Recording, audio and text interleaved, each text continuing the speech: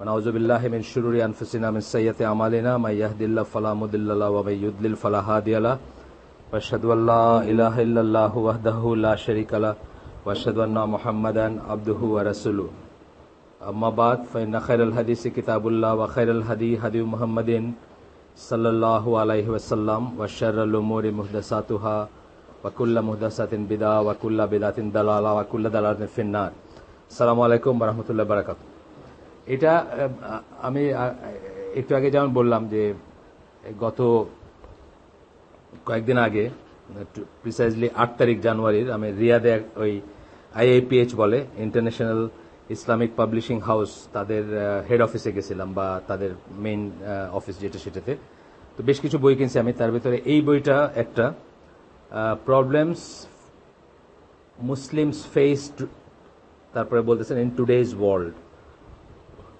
আমি ভাবছিলাম এটা একটা পলিটিক্যাল নেচারের বই হবে পলিটিক্যাল বা ইমিগ্রেশন বা অন্যান্য যে সমস্ত প্রবলেমগুলো আমরা এখন ফেস করতেছি আমরা যে মার্জিনালাইজ নিজের দেশে এবং অন্যত্র আমাদেরকে মুসলিম পরিচয়টা একটা বিড়ম্বনা ব্যাপার হয়ে যাচ্ছে দিন দিন আমি ভাবছিলাম যে ওই লাইনের বোধহয় কথাবার্তা থাকবে কিন্তু আসলে তা না এটার বেশিরভাগ কথাবার্তাগুলো আসলে পার্সোনাল নেচারের তো ওনার নাম হচ্ছে আবু জাদে ইসা মাইকেল তফতে এই সারনেম আমি কখনো শুনি নাই আগে ফর্মালি আগে ছিলেন উনি কে ছিলেন রেভারেন্ড তফতে মানে উনি পাদ্রি মার্কা জিনিস ছিলেন রেভারেন্ড বলতে আমরা বোঝাই ধর্মযাজক যারা আর কি খ্রিস্টান ধর্মযাজক ওইটারই ছিলেন উনি খ্রিস্টান ধর্মযাজক ছিলেন তারপরে কনভার্ট করেন এখানে ওনার লাইফ সম্বন্ধে অল্প কিছু বলা আছে উনি হচ্ছেন American Muslim convert from new জার্সিতে বাড়ি ওনার আর মুসলিম কমিউনিটির 10 বছরের উপরে উনি কাজ করেন মুসলিম কমিউনিটিতে মেজর স্টাডিজ এর ফিল্ড হচ্ছে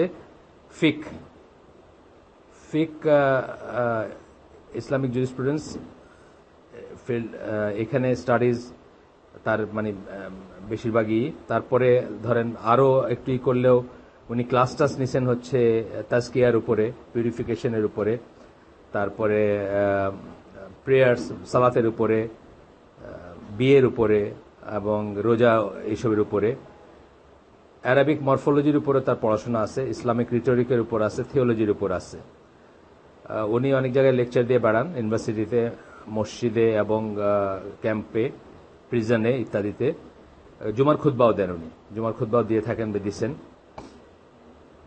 তাওহীদের উপরেও ক্লাস নেন উনি এই আর কি ওনার মোটামুটি একটা করছেন উনি প্রেসিডেন্ট ছিলেন মুসলিম স্টুডেন্টস অ্যাসোসিয়েশন একটা ইউনিভার্সিটির নাম আছে সেই ইউনিভার্সিটির এমএসএ যেটাকে আমরা বলি সেটার প্রেসিডেন্ট ছিলেন আপনারা জানেন যে এমএসএ ওইখানে একটা বড় অথরিটি আসলে এমনকি সৌদি আরব থেকে যারা ঈদ করার ব্যাপারে রোজা রাখবেন কিভাবে সেটার ব্যাপারে কিন্তু এমএসএ কে একটা অথরিটি বলেন যে এমএসএ কে জিজ্ঞেস করেন আপনারা লোকালি এমএসএ কে জিজ্ঞেস করবেন কবে ঈদ কবে রোজা এটা মুসলিম স্টুডেন্টস অ্যাসোসিয়েশন আর এমনিতে আপনার আরও অন্য জায়গাতেও উনি অনেক মুসলিমদের অনেক কাজের সাথে জড়িত আছেন যাই হোক আমরা এই বইটাতে আমি হাইলাইট করা অংশটুকু শুধু আপনাদেরকেই করব আর এখানে আপনার তার উনি যে এইগুলা করছেন চ্যাপ্টারগুলোকে যেভাবে করছেন সেটা আমি একটু পড়ে করি একটা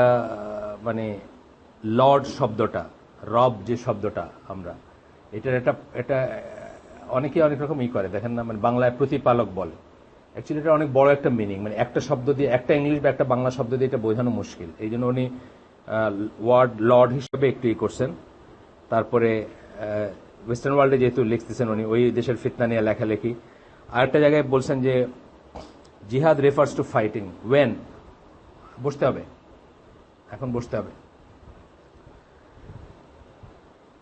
ওয়েন জিহাদ রেফার্স টু ফাইটিং জিহাদ কখন যুদ্ধের কথা বলে মানে সেইটা নিয়ে একটা যেহেতু ওয়েস্টার্ন ওয়ার্ল্ডে জিহাদ শব্দটা একটা ক্যাচ ফ্রেজ এখন তাদেরকে অনেক প্রশ্নের সম্মুখীন হতে হয় তারপরে আরেকটা অংশে লিখছেন উনি স্লেভারি নিয়ে এটা একটা ওয়েস্টার্ন ওয়ার্ল্ডে যেমন আপনি বললেন যে 18 বছরের নিচে বিয়ে নিয়ে কথা বললেন এটা যেমন একটা অ্যাটাকের মডার্নিস্টদের অথবা পশ্চিমা কাফেরদের যেমন একটা অ্যাটাকের বস্তু ইসলামের আরেকটা বস্তু হচ্ছে স্লেভারিটা ইসলাম কেন স্লেভারিকে অফিসিয়ালি নিষিদ্ধ করলো না কেন একটা লেজ লাগায় রেখে গেল যে আরো কোনোদিন দরকার হলে আবার স্লেভারি বা কৃতদাসত্ব আবার আসতে পারে এটা কিন্তু ইসলাম মানে হারাম বা নিষিদ্ধ করে যায়নি, সিস্টেম বানায় গেছে যেটা অ্যাবলিশ হয়ে যাবে, এটা থাকবে না।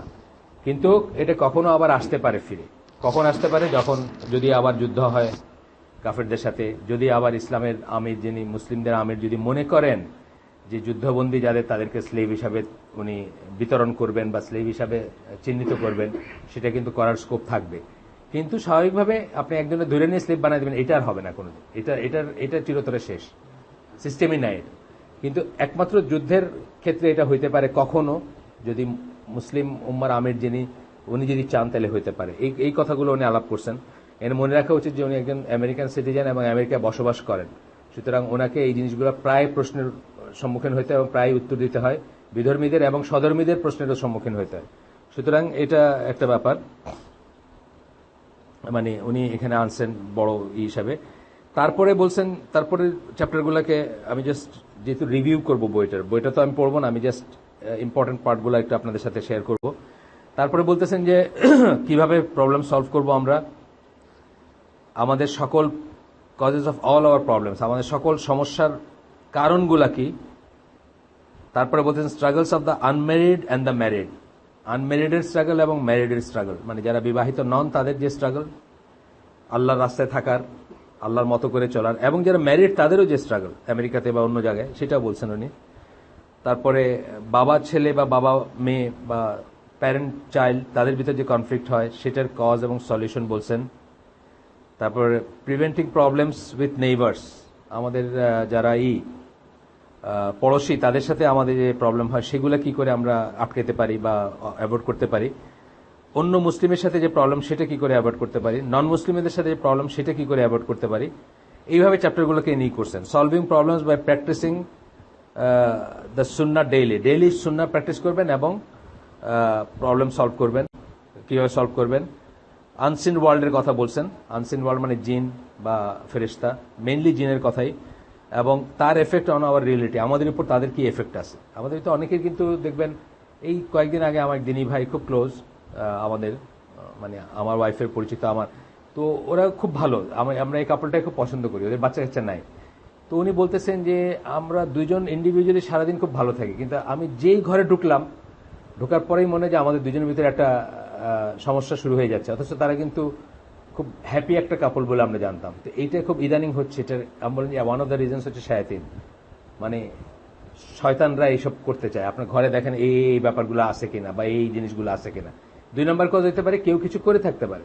বাংলাদেশে এমন একটা দেশ যেখানে মানুষ অন্য মানুষকে হাসতে দেখলে তাদের হিংসা লাগে, কোনো কারণ ছাড়াই মানুষের মানে হাসতেছে, এই জন্যই একজন একজনকে হিংসা করে এবং তার অনিষ্ট করার চেষ্টা করে। আপনার বাড়ি তো বরিশাল জোনে, আপনি জানেন তাবিজ তুকার আছে না, খুব মানে কিছুই না, মানে এই লোকটা একটু বিল্ডিং তুলে ফেলছে, তাবিজ করে দিল পারলে, মানে এগুলো চলে বরিশাল, নোয়াখালী, আমার দেশে সিলেটেও খুব চলে। মানে মাজার আর পীর যেখানে বেশি আছে সেখানে এইসব জিনিসগুলো বেশি হয় আর কি। তো এই যে এগুলো হিংসা থেকে, হাসার থেকে হয়, এগুলো নিয়ে কিছু কথা বলছেন উনি।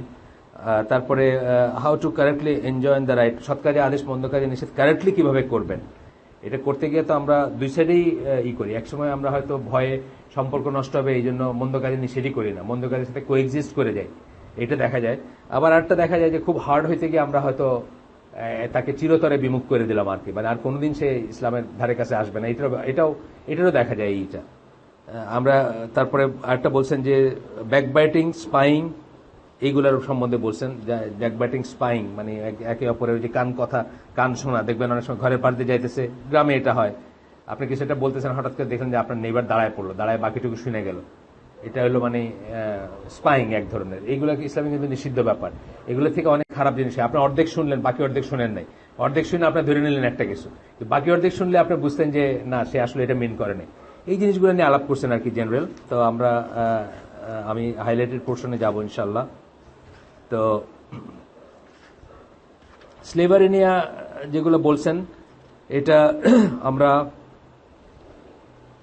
এখানে পড়ার দরকার মনে করতেছি না, তবুও উনি বলতেছেন যে স্লেভারি রাসূল সাল্লাল্লাহু আলাইহি ওয়াসাল্লামের আসার আগের থেকে এক্সিস্ট করছে। ইসলাম অ্যাবলিশ করে না এটা, though it put limits on it and made it a virtuous act to free slaves. Abolish করে নাই, কিন্তু অনেক কিছুতে সৎ কাজের ভিতরে বা অনেক কিছুর এক্সপায়ারেশন, কাফফারা হিসাবে স্লেভ ফ্রি করাটাকে একটা করছে। আপনারা দেখবেন কৃতদাস আজাদ করে দাও, কৃতদাস আজাদ করে, মানে প্রথমত নতুন করে কৃতদাস নেওয়ার কোনো রাস্তা রাখে নাই, আর দ্বিতীয়ত এটাকে ফ্রি করার অনেক রকম স্কোপ রাখছে। তাতে কি হয়েছে, আলটিমেটলি অ্যাবলিশ হয়ে গেছে। কিন্তু এখন একমাত্র স্কোপ হচ্ছে, এটাই উনি বলছেন, আমরা এটা আর পড়লাম না, এসে গেলাম না। এখন একমাত্র হচ্ছে যখন যদি কোনো সময় যুদ্ধেরই হয় এবং মুক্তিপণ বা বন্দি বিনিময় করার জন্য অনেক সময় এদেরকে বাঁচায় রাখার দরকার হইতে পারে। এদেরকে মেরে ফেললে তো বন্দি বিনিময়ের কোনো স্কোপ থাকবে না। ধরেন আপনি একটা এক্স এর সাথে ওয়াইড যুদ্ধ হলো, একটা সাইড মুসলিম আর একটা সাইড কাফের, কখনো যুদ্ধ হলো, এখন আপনি বন্দি 100 লোককে বন্দি করছেন, ওরাও আপনার 100 লোককে বন্দি করছেন। আপনি যদি মেরে ফেলেন তাহলে আপনার 100 লোক কোনোদিন ফিরে পাবেন না আপনি। তাহলে এদেরকে বাঁচায় রাখাটা একটা পলিসি হতে পারে। বাঁচায় রাখলে তাদেরকে স্লেভ হিসাবে মুসলিমদের কাজ করবে, সেটাও একটা পলিসি হতে পারে। মানে এটা জায়েজ, এটা জায়েজ এবং এটা কেউ করতে পারে না। আবার যদি আমির চান যে না আমরা কিছুই করব না, এমনি মুক্তি দিব বা টাকার বিনিময়ে মুক্তি দিয়ে দিব, সেটাও করতে পারেন, সেই স্কোপও আছে। যাই হোক, লর্ড শব্দটা নিয়ে একটু জানার ব্যাপার আছে। এটা উনি বলতেছেন যে the original meaning of is master or ruler. Lord শব্দটার অরিজিনাল মিনিং হচ্ছে মাস্টার, প্রভু, রুলার, শাসক, যখন লর্ড বলা হয় ইংলিশে। কিন্তু আমরা রবকে অনেক সময় লর্ড হিসাবেই করি, তখন কি দাঁড়ায় আর কি, সেটা নিয়ে কথা বলবেন একটু। আচ্ছা, এইটা সাধারণত মানুষের বেলায় ইউজ করা হয় ইংলিশ ল্যাঙ্গুয়েজে। এইখানে একটা কিন্তু বড় অসঙ্গতি আছে। রব কিন্তু আর রব যেটা আর কি, আমরা যখন লর্ড অফ দ্য ওয়ার্ল্ডস বলি, আলহামদুলিল্লাহ রাব্বিল আলামিন যখন বলি, তখন কিন্তু কোনো মানুষের সেন্স নাই এখানে। এটা মানুষের বেলায় প্রযোজ্য কথা না। ওইখানে লর্ড যখন বড় একটা এল দেয়া যখন আমরা ইউজ করি লর্ড, তখন কিন্তু মানুষের বেলায় প্রযোজ্য না। এটা একটা বোঝার ব্যাপার আছে। উনি বলতেছেন যে যেমন Lord of the mansion, Lord so and so. ইংল্যান্ডে দেখবেন অসংখ্য লর্ড আছে, বাংলাদেশি লর্ডও আছে বোধহয় এক একজন। ইংল্যান্ডে লর্ড একটা উপাধি, লর্ড একটা উপাধি, স্যার একটা উপাধি, লর্ড একটা উপাধি, এগুলো উপাধি অনেক থাকতে পারে। The word Lord with a capital L is used in the lexicon of Islam to refer to the one and only God. Capital এল দিয়ে যখন আমরা লর্ড ইউজ করব ইসলামের নিরিখে বা ইসলামের রেফারেন্সে, অলওয়েজ আমরা শুধুমাত্র একজনকে বোঝাবো, সে কে? আল্লাহ সুবহানাহু ওয়া তাআলা, আর কাউকে বোঝাবো না আমরা। আচ্ছা, in Islam there is no ambiguity about the meaning of this word. While it is true that one may occasionally use the word Lord ছোট এল দিয়া to refer to human being. ইসলামে এটা নিয়ে কোনো সংশয় নাই কারো যে যখন প্রভু হিসাবে বা লর্ড হিসাবে বা রব হিসাবে এই কথা বলা হবে বড় এল দিয়া বা আর রব বলা হবে, এটা কোনো ইসের ব্যাপার। কিন্তু বলতেছেন যে কখনো ছোট এল দিয়া রবটা অন্যের বেলায় ই করা যায়। আপনারা জানেন যে রব হচ্ছে এমন একটা নাম আল্লাহ যেটা কিন্তু মানুষের বেলায় প্রযোজ্য হতে পারে আল না লাগাইলে। এরকম আরো নাম আছে, রহিম যেমন একটা নাম, এটা লিমিটেড স্কেলে মানুষের বেলায় প্রযোজ্য হতে পারে। কেউ কাউকে দয়া করে একটা কাজ, মানে এক গ্লাস পানি খাওয়াইলো, আরবরা বলবে আন্তা রাহিম, মানে তুমি আমারে রহম করছো, কিন্তু এটা আর রাহিম না। আর রব যেমন আমাদের বাবা মা আমাদেরকে প্রতিপালন করে, এটাও কিন্তু রবের একটা কোয়ালিটি যে প্রতিপালন করা, এটা লিমিটেড স্কেলে করেন। কিন্তু আর রব হচ্ছে শুধুমাত্র আল্লাহর ব্যাপারে প্রযোজ্য। একই কথা বলতেছেন, লর্ড ছোট হাতের লর্ডটা কখনো ইউজ করলেও বুঝতে হবে যে এটা শুধুমাত্র হিসেবে। ওয়ারেজ ফর ক্রিশ্চিয়ানস, হিন্দুজ অ্যান্ড পলিথিস্ট, এখানে এই জন্য উনি এটাকে আলোচনায় আনছেন। খ্রিস্টিয়ান, হিন্দু এবং মুশরিক যারা, তাদের ব্যাপারে বলতেছেন the Lord with a capital L may refer to Allah, to Jesus and Lord Krishna বলে ওরা। যেমন দেখছেন না, লিখছে ইন্ডিয়ানরা, হিন্দুরা বড় হাতের এল লেখা লর্ড কৃষ্ণা বলবে, জিসাসকে লর্ড বলে, আল্লাহকেও বলতে পারে ওরা, মানে আল্লাহ বলতে তারা যা বোঝায়, মানে সুপ্রিম অথরিটি, তাকেও বলতে পারে হিন্দু, খ্রিস্টান এবং মুশরিকরা। অথবা কখনো জিসাসের বেলায়, কখনো কৃষ্ণের বেলায়। লর্ড কৃষ্ণা তো অনেকখানে লেখা দেখবেন, ইংরেজিতে যারা পড়ছেন হিন্দুদের তারা দেখবেন। এটা বলতেছেন Jesus or to some imagined deity. For Muslims there can be no particular no plurality of meaning. কিন্তু মুসলমানদের জন্য এই মিনিং এর কোনো প্লুরালিটি নাই, মানে একাধিক জায়গায় ইউজ করার কোনো চান্স নেই। এইটা উনি কশন দিয়ে নিচ্ছেন বইটা শুরু করার আগে। ওই বলছে Jesus not Rama not any other being. আমরা কারো বেলায় এটাকে এই বড় এল দিয়া লর্ড সেন্সে, প্রভু যে সেন্সটা আসে, কারো বেলায় এটা ইউজ করতে পারবো না। এটা উনি একটা কশন দিয়েই করতেছেন যে এটাকে যেন আমরা মিলায় না ফেলি, গুলায় না ফেলি। অনেক সময় কিন্তু আমরা গুলায় ফেলি, মিলায় ফেলি। যেমন গড, বড় জি দিয়ে গড লেখাটা, এটা কোন কোন রাইটাররা পারমিসিবল মনে করছেন, কোন রাইটাররা মনে করছেন না, মুসলিমরা অলওয়েজ আল্লাহ বলবে, গড বলবে না।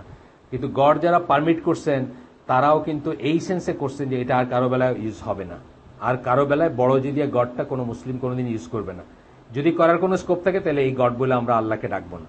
এই হচ্ছে কথা আর কি, স্যার কথা। যাই হোক, এখন বলতেছেন যে ওই মামুন আপনি কি ওনার সাথে একটু যাবেন, ওনার সাথে উপরে যান, উনি একটা অ্যামাউন্ট দিবেন, ওটা একটু গনে রেখে দেন, এই কাগজটা ওনাদেরকে দিয়ে দেন। হ্যাঁ, আপনার কাছে রেখে দিন, উপরে নিয়ে যান, ওনাকে ওনার মেয়েকে নিয়ে যান এবং এই কাগজটা ওনাকে দিয়ে দিন। আপনি যান ওনার সাথে একটু, আমি যেতে পারবো না এখন পরে। রবিবারে আপনার মেয়েকে বললেন ফোনে কথা বলে আমার সাথে কাছে আসতে, রবিবারে এসে বাকিটুকু কনফার্ম করবেন। আচ্ছা, এখন আসেন, উনি একটা যেটা কি বলছে, জিহাদ কখন ফাইটিং বোঝাবে। জিহাদ শব্দটা কিন্তু মক্কান সূরাতে আসছে, যখন জিহাদের কোনো কনসেপ্টই ছিল না। আপনারা যদি দেখেন সূরা আনকাবুতে জিহাদ কথাটা আসছে, তখন কিন্তু আনকাবুত কিন্তু মক্কান সূরা, মক্কা পিরিয়ডের সূরা। মক্কা পিরিয়ডে জিহাদের কোনো কনসেপ্টই ছিল না মুসলিমদের। আপনারা জানেন দ্বিতীয় হিজরিতে প্রথম আল্লাহ পারমিট করলেন মুসলমানদের যুদ্ধ করতে। তাইলে ওখানে কি জিহাদের কথা বললেন? তার মানে জিহাদ অস্ত্র নেয়া বা লাঠি নেয়া জিহাদের আগেই জিহাদটা এক্সিস্ট করতো, এবং সেই জিহাদটা এই জিহাদ না। যারা বলে যে নফসের জিহাদ বলতে কিছু নাই, তারা অত্যন্ত ভ্রান্ত একটা কথা বলেন। প্রাইমারিলি জিহাদটা স্ট্রাগল সেন্সে ইউজ করা হয়েছে যখন প্রথম 13 বছর, মেক্কান পিরিয়ড কি 13 বছর না, প্রথম 13 বছরে জিহাদ যতবার কোরআনে ইউজ হয়েছে সেটা কিন্তু স্ট্রাগল হিসাবে ইউজ হয়েছে। স্ট্রাগল মানে আপনার নিজের ভিতরে স্ট্রাগল, বা এই যে আমরা এখন যেগুলো ফেস করতেছি। এখন একটা মুসলিম হয়ে আপনি যে কোনো জায়গায় আপনাকে হয়রানি করতেছে, যে কোনো জায়গায় আপনাকে নিয়ে হাসি ঠাট্টা করতেছে, যে কোনো জায়গায় আপনাকে ঢুকতে দিতে চিন্তা করতেছে, জিজ্ঞেস করতেছে আপনি সত্যিই কি, বুঝছেন না? অনেকক্ষণ ঢুকতে দিতে চিন্তা করে না, যে আপনার ঢুকতে দিবে কেন, একটু তাকাই দিচ্ছে আপনার দিকে। আপনি কোনো খুব বড় একটা জায়গায় কারোর সাথে দেখা করতে গেছেন, একবার তাকায় দেখতেছে যে এইরকম চেহারার তো কেউ কোনোদিন আসে নাই। এই যে জিনিসগুলো ডেইলি বেসিসে আপনি ফেস করতেছেন, বা আপনার কষ্ট হচ্ছে, বা আপনার ঝামেলা হচ্ছে, এইটাকেই কিন্তু জিহাদ বলছে। মানে মেক্কান পিরিয়ডের কথা আমি বলতেছি, 13 বছর।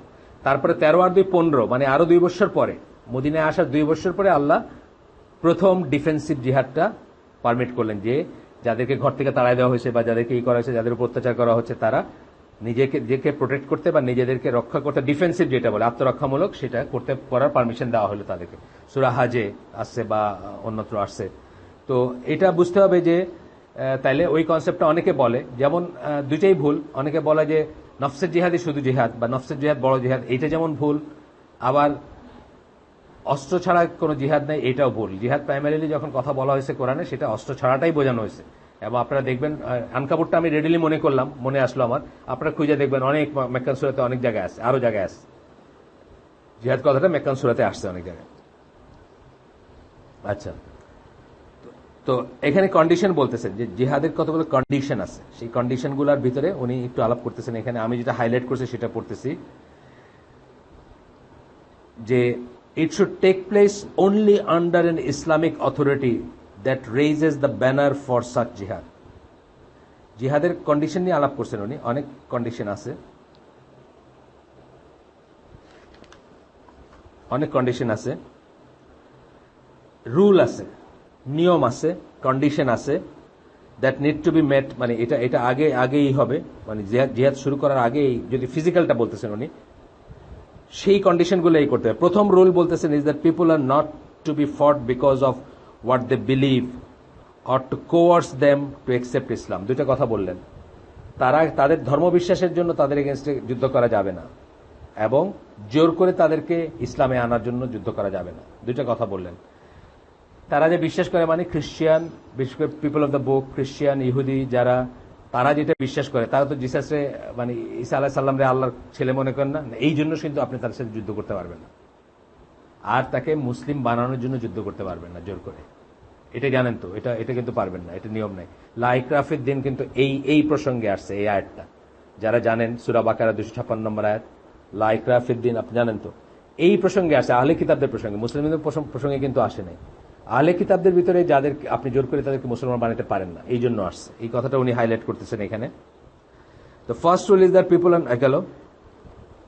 সেকেন্ড রুল বলতেছেন, দ্বিতীয় রুল মানে নিয়ম বলতেছেন, শর্ত না, নিয়ম বলতেছেন।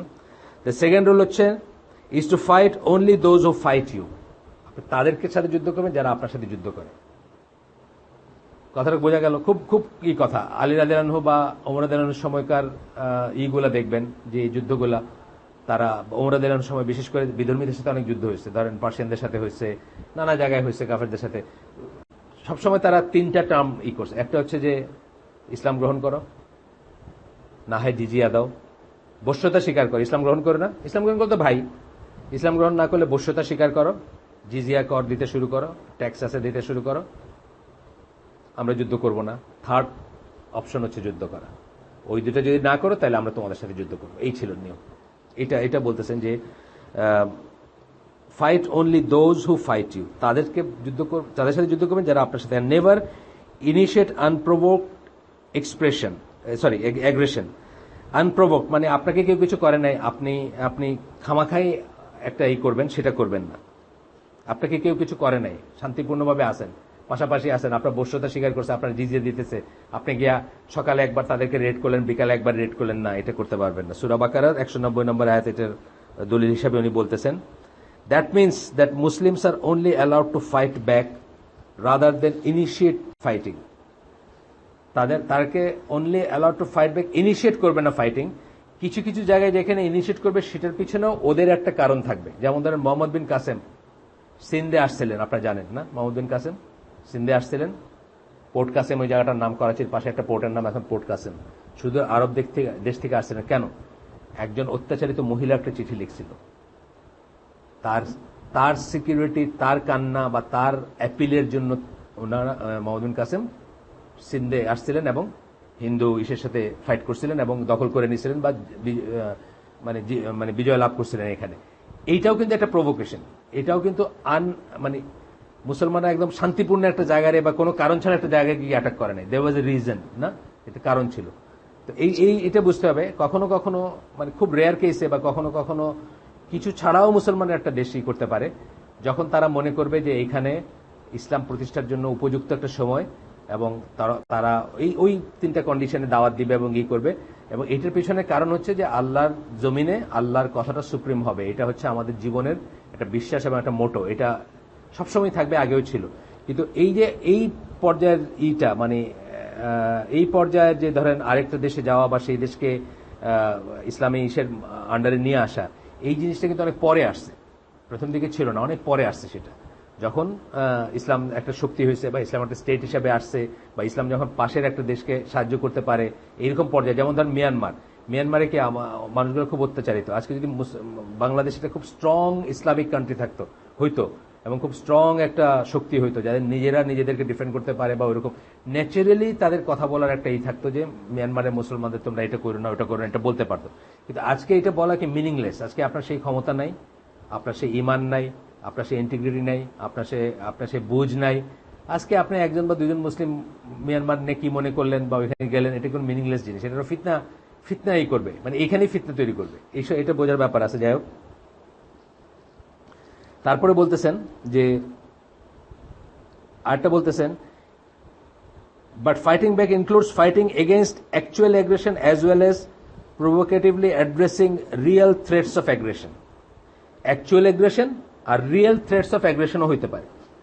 ধরেন মিয়ানমার বাংলাদেশকে অ্যাটাক করবে, এটা যদি একটা রিয়েল থ্রেট থাকে আমরা প্রিএমটিভলি করতে পারি। কিন্তু অথবা ওই যে বললাম, একজন বোন অত্যাচারিত হয়েছেন, উনি যখন চিঠি লিখছেন, আমার ক্ষমতা আছে, মদিনার শাসক ছিলেন হাজ্জাজ বিন ইউসুফ, তার ক্ষমতা ছিল, তিনি মনে করছেন তার ক্ষমতা আছে, উনি একটা বাহিনী পাঠাইছেন যে এটা দেখো গিয়ে কি করা যায় এখানে বা কি করতে পারো। এটাও ঠিক আছে, এটাও বলতেছেন। In both cases, Muslims are instructed to prepare and ready to defend their nation before they actually engage in military conflict. Actually military conflict engage হওয়ার আগে আপনি দুইটাই, ডিফেন্সিভ হোক অথবা প্রোঅ্যাক্টিভ হোক বা প্রিএমটিভ হোক। একটা হলো ডিফেন্সিভ, মানে আসলে অ্যাটাক করে ফেলছে আপনাকে, আপনি তখন নিজেরা বাঁচাবেন। একটা হচ্ছে ওরা প্রিপেয়ার করতেছে। তাবুকের যুদ্ধটা কিন্তু এরকম ছিল। তাবুকের যুদ্ধ একটা যুদ্ধ হয় নাই, রাসূল সাল্লাল্লাহু আলাইহি ওয়াসাল্লাম জাস্ট একটা দেখাইতে গেছেন যে we are going to face you, আমরা তোমাদের সাথে যুদ্ধ করবো, এটা দেখাইতে গেছেন। মানে সামনাসামনি হলে করতেনও, কিন্তু অ্যাকচুয়ালি কিন্তু যুদ্ধ হয় নাই। এইটাই ইটসেলফ একটা মেসেজ ছিল, এটাই এনাফ ছিল। যে এত দূর থেকে তারা ওইখানে গেছেন, কোয়াইট ডিস্টেন্স, কিন্তু আমরা এবার সৌদি আরব ঘুরলাম তো মানে পায়ে হাঁটা ডিস্টেন্স হিসাবে অনেক ডিস্টেন্স আর কি, ইসের থেকে তাবুক, মদিনার থেকে। কিন্তু এটা দেখাইতে গেছেন মানে এই যে প্রিএমটিভ কথা হবে যে আপনার সীমান্তে কেউ ষড়যন্ত্র করতেছে আপনাকে নিয়ে, যে আপনাকে অ্যাটাক করবে, করতে পারে, ওইটার একটা খারাপ কাজের এফেক্ট আপনার এখানে হইতে পারে, হ্যাঁ তখন যাবেন। এই যে সৌদি আরবরা এখন যেটা করতেছে দেখছেন বোধহয় পেপারে, আজকে দেখছেন না, কালকে থেকে, হ্যাঁ ইয়েমেনে যেটা করতেছে, এটা পাইছেন না, বুঝে দিয়েছেন না কাগজটা আমাদের? হ্যাঁ, এই যে সৌদি আরবরা আজকে যেটা করতেছে, মানে এটা হচ্ছে বেসিক্যালি আপনার কি পরিচিত নাকি ওনার সাথে পরিচিত? ও আচ্ছা আচ্ছা আচ্ছা, ও আচ্ছা, আগের দিন। আচ্ছা, তো এই যে করতেছে সৌদি আরবরা, এটা কিন্তু ওই ধরনের একটা জিনিস, কারণ সৌদি আরবে অনেক শিয়া আছে, সৌদি আরবে অনেক শিয়া আছে ইস্টার্ন প্রভিন্সে। তারা কিন্তু একটা সময় সুযোগ পাইলে কোনোদিন, আমার গ্লাসটা একটু দেন, এটা আমার খাওয়া পানি, এটা দেন একটু খাই।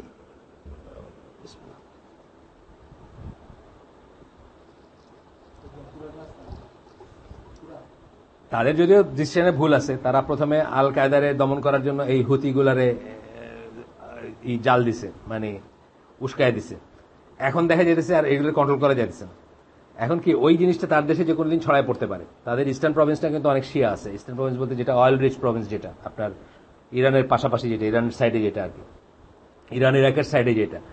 এখন যদি এরা আসলে ওইভাবে দলবদ্ধ হয়ে যদি কিছু করে, এটা কিন্তু খুব বড় ফিতনা হয়ে যাবে সৌদি আরবের জন্য। এই জন্য কি করতেছে, এটা কিন্তু প্রিএমটিভি, আসলে সৌদি আরবকে কিন্তু এখন অ্যাটাক করে নাই, কিন্তু এটা প্রিএমটিভ জিনিস, যে আগের থেকে এটা সামলায় রাখা, এই জিনিসটা ইসলামে জায়েজ আছে, এটা করতে পারে।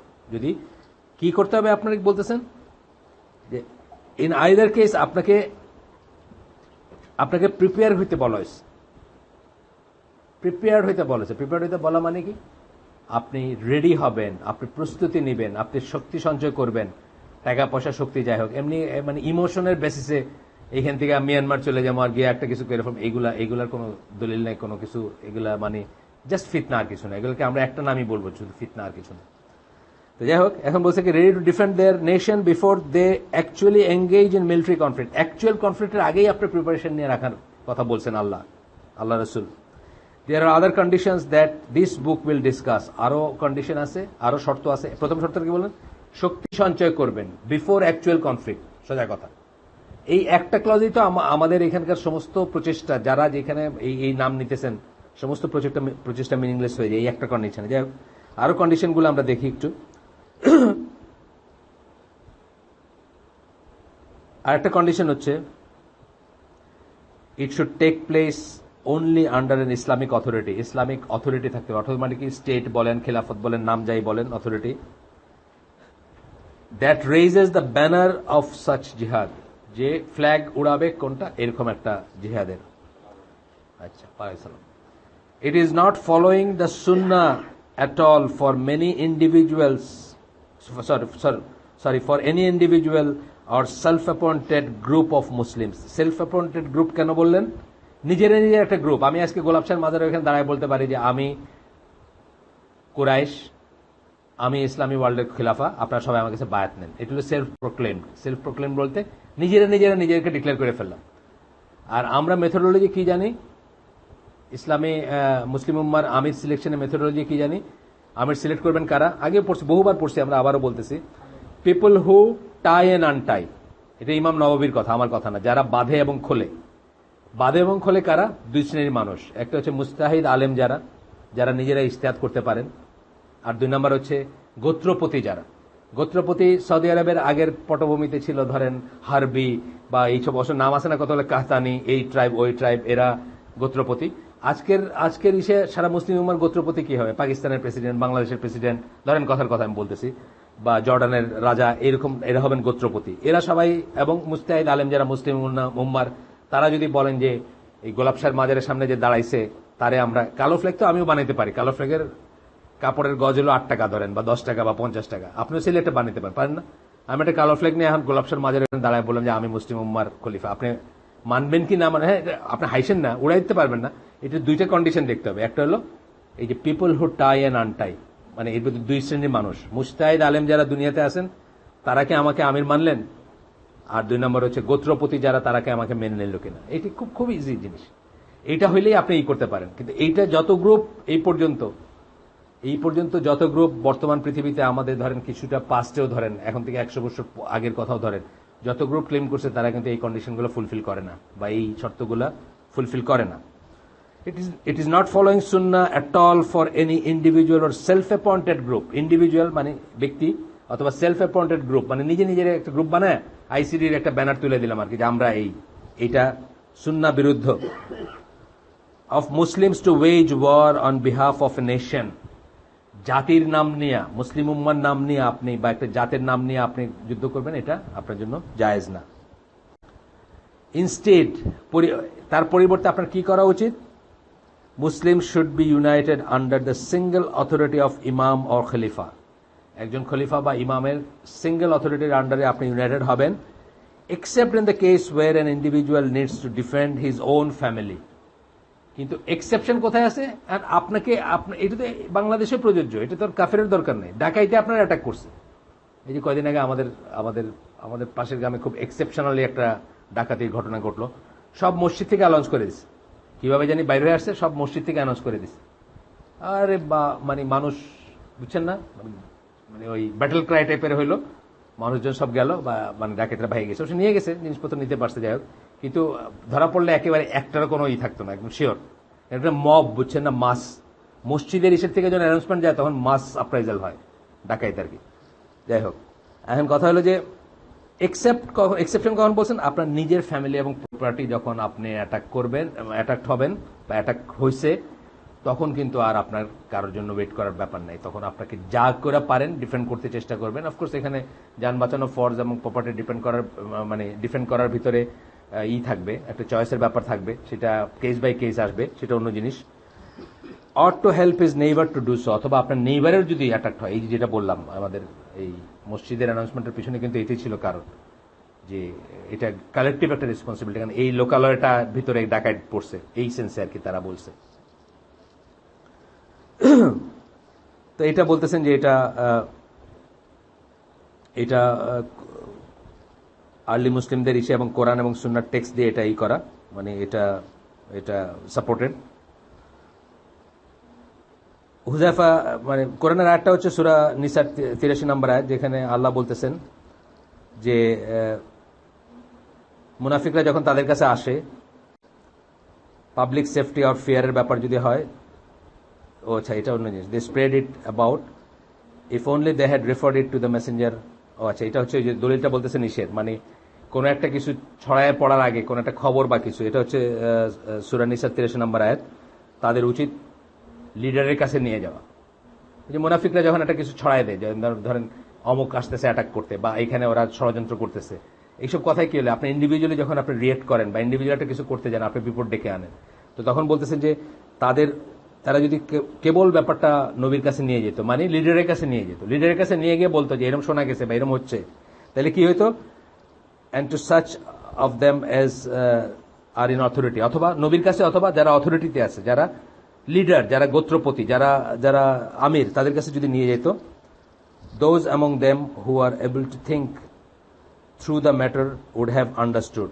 তাইলে এই গুজব থেকে, কেওস থেকে যে ফিতনাগুলা হয়, এগুলা হইতো না, তারা দেখতে পাইতো যে এর পিছনে কি মোটিভ আছে, এর পিছনে কেন হচ্ছে, বুঝছেন না ব্যাপারটা? যেমন ধরেন মিয়ানমারের ব্যাপারটা আমি বলি, মেনের ব্যাপারটা এখানে ইন্ডিভিজুয়ালি একজন বলে দিল যে সবাই চলো মিয়ানমার, এই কথা মিনিংলেস। এর যে যারা গোত্রপতি, যারা বোঝে, যাদের প্রজ্ঞা আছে, যারা বড় আলেম, তাদের কাছে নিয়ে গেলেই তারা বলতো যে এটা এই ফিকার কন্ডিশনে এটা করণীয় না বা এটা করা যাবে না, এটা থেকে কোনো ফিতনা হইতো না। এই কথাটাই আল্লাহ আরেকভাবে বলতেছেন এখানে আর কি, নবীর সময়কার কথা বলতেছেন, যেটা গুজব রটাই দিলে কেউ যে অমুক অ্যাটাক করতে আসতেছে, বাস মানুষজন নিজেরা লাঠি সুটকি নিয়ে বাইরে হয়ে গেল, বুঝছেন না? যেমন এইটা, যেমন ধরেন আমার গ্রামের যে উদাহরণটা আমি দিলাম, এই জিনিসটা কি হয়েছে, আমাদের এখানে লোকাল মাদ্রাসা আছে, ওই মাদ্রাসার ইনচার্জ যিনি, মুহতামিম বলে বোধহয়, ওনার বাড়িতে ডাকাতি হচ্ছে, ওনার আত্মীয় স্বজন ইংল্যান্ড থেকে আসছে বোধহয়, ওই সিলেটিরা যা হয় লন্ডনে গয়নাগাটি বটেবার, এটা খবর টবর জানে মানুষ, ওইখানে হচ্ছে।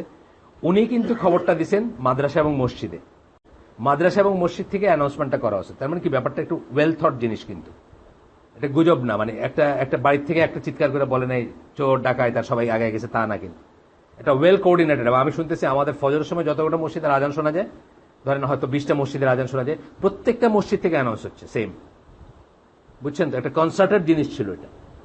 কিন্তু আপনি যদি গুজবের উপরে ধরেন ফিসফাস ফিসফাস, এই অমুক বাড়িতে মনে হয় কারে জানি দেখলাম, তারপরে আস্তে আস্তে এটা ডাকাত হয়ে গেল। ধরেন একবার হলো কারে জানি দেখলাম, 3-4টা বাড়ি পরে গিয়ে হয়ে গেল ডাকাত আসছে, তারপরে দেখেন একটা ফিতালে হয় না এরকম জিনিস, গিয়ে দেখেন কিছুই না। এইগুলো আর কি, এইগুলোর কথা বলা হচ্ছে। আর সুন্নার একটা ব্যাপার আসতেছে যে হুযায়ফা বিন ইয়ামান রাদিয়াল্লাহু আনহু থেকে বুখারীর একটা হাদিস এখানে আসতেছে, what if the Muslims have no single leader. উনি জিজ্ঞেস করছেন এক পর্যায়ে রাসূল সাল্লাল্লাহু আলাইহি ওয়াসাল্লামকে, যদি মুসলমানদের একজন কোন নেতা না থাকে, একজন নেতা নাই, যেটার কথা আমি বলতেছি একটু আগে, দে আর ডিভাইডেড ইনটু ডিসপিউটিং গ্রুপস, তারা দলে দলে বিভক্ত, অনেক দল। রাসূল সাল্লাল্লাহু আলাইহি ওয়াসাল্লাম কি বলছেন তাকে, if they have no single leader or unified group then leave all this disputing groups. তাহলে এই সব, যদি সিঙ্গেল লিডার না থাকে আর অনেক দলে দলে বিভক্ত হয়, সব দল ত্যাগ করো। এটা আকরামুজ্জামান ভাই সবসময় বলেন এখানে, এটা এমন একটা সময় এখন যাচ্ছে যে দল ত্যাগ করাটা হচ্ছে, যে দল ত্যাগ করলো সে জামাতে আছে আর কি, আল জামার অংশ। আল জামা বলতে আল্লাহ রসুল যেটাকে বলছেন, যে জামাতের কথা বলছেন যে আমি এবং আমার সাহাবীরা এই পথের উপর আসি, এই পদ্ধতির উপর আসি, আপনি সেইটার কিনা এটা বোঝার উপায় হলো যে আপনি সব দল ত্যাগ করছেন। দল ত্যাগ করাটাই হচ্ছে এখন সুন্নাহ, দল জয়েন করা সুন্নাহ না। এটা বলতেছেন if they have no single leader, তাদের যদি একজন কোন লিডার না থাকে, বুখারী হাদিস এটা, হুযায়ফা বিন ইয়ামান রাদিয়াল্লাহু আনহুর বর্ণনায়, যদি তাদের একজন লিডার না থাকে, অর ইউনিফাইড গ্রুপ, অথবা মানে থাকেন মানে সংঘবদ্ধ গ্রুপ না থাকে, দলে দলে বিভক্ত ডিসপিউটিং গ্রুপ থাকে সব, then leave all this disputing group, সব কয়টা দলকে ত্যাগ করো। Even if you have to bite on a tree until your death, গাছের কাণ্ড বা গোড়া যদি মানে শিকড়ও যদি কামড়ায় পড়ে থাকতে হয়, মানে একলা থাকতে গিয়ে, এটা বোঝাতে চাইছেন যে এত ডিফিকাল্ট হবে পথের উপর থাকাটা, সেইভাবে থাকতে হয়, তবুও থাকো, ইভেন মানে আনটিল ইয়োর ডেথ, তোমার মৃত্যু পর্যন্ত। এটা একটা অংশ, কিন্তু এটা বড় একটা হাদিস, আমরা শুধু একটা অংশ পড়লাম, যে অংশটাতে এই কথাটা উঠে আসছে। যাই হোক, এটা আমাদের বিষয় না, আমরা এটা জাস্ট উনি কি লিখছেন সেটার জন্য করলাম, উনি কি লিখছেন সেটা পড়ার জন্য। এরপরে আমরা একটু হাইলাইটেড জায়গাটা যাব।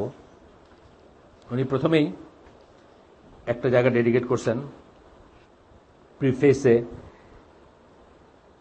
আল্লাহর সকল প্রশংসা আল্লাহর, এটা বলতে গিয়া একটা ফুটনোট দিয়েছেন। সেই ফুটনোটে কিছু কথা বলছেন। ইনফ্যাক্ট জিসাস আলাইহিস সালাম never use the word God, এই যে আল্লাহ, এবং উনি আল্লাহ ইউজ করতেছেন এখানে, এই বইতে গড কথাটা ইউজ করেন নাই, আল্লাহ কথাটা ইউজ করতেছেন। এই জন্য উনি ফুটনোটে গিয়ে বলতেছেন যে কেন। উনি আসলে খুতবাতুল হাজাই করছেন পয়লা, আমি ওইটাতে ডিটেলস না গেলেও চলবে, কিন্তু আমি শুধু এই ফুটনোটটা পড়তে যাচ্ছি যে ঈসা আলাইহিস সালাম কখনো গড শব্দটা ব্যবহার করেন না। এই যে একটু আগে আমরা বললাম না যে কি নামে আল্লাহকে ডাকবেন বা কি নাম আল্লাহর, সেটা একটা ইম্পর্টেন্ট ব্যাপার। He would have used the Aramaic মানে ঈসা আলাইহিস সালামের আসল বাইবেলটাকে আরামাইক ছিল, এবং আরামাইক ল্যাঙ্গুয়েজ ইউজ করতেন উনি। টার্ম আলাহা, মানে তার মুখে যে টার্মটা শব্দটা থাকার কথা সেটা আলাহা অ্যাকচুয়ালি, মানে আল্লাহর খুব ক্লোজ একটা word. For example, if the name God was not translated in the Bible, then the verse Matthew 4:10 would read, "The Lord Allah is one God, and Him alone you shall serve worship." শুনতে অনেকটা সূরা ফাতিহার মতো মনে হচ্ছে না? ওয়ালাইকুম সালাম। Instead of the Lord our God, মানে বাইবেলে আছে হচ্ছে the Lord our God is one God, কিন্তু যদি ঈসা আলাইহিস সালামের কথায় আপনি বলতেন, তাইলে বলতেন কি, the Lord Allah is one God, একজন and him alone you shall serve worship, এই কথাটা আপনি বলতেন যদি আপনি শব্দটা সঠিকভাবে ইউজ করতেন। এখানে আমি এটাই হাইলাইট করছি যে আসলে ঈসা আলাইহিস সালাম কখনো গড কথাটা বলেন নাই, আমরা অনেকে যেটা মনে করি।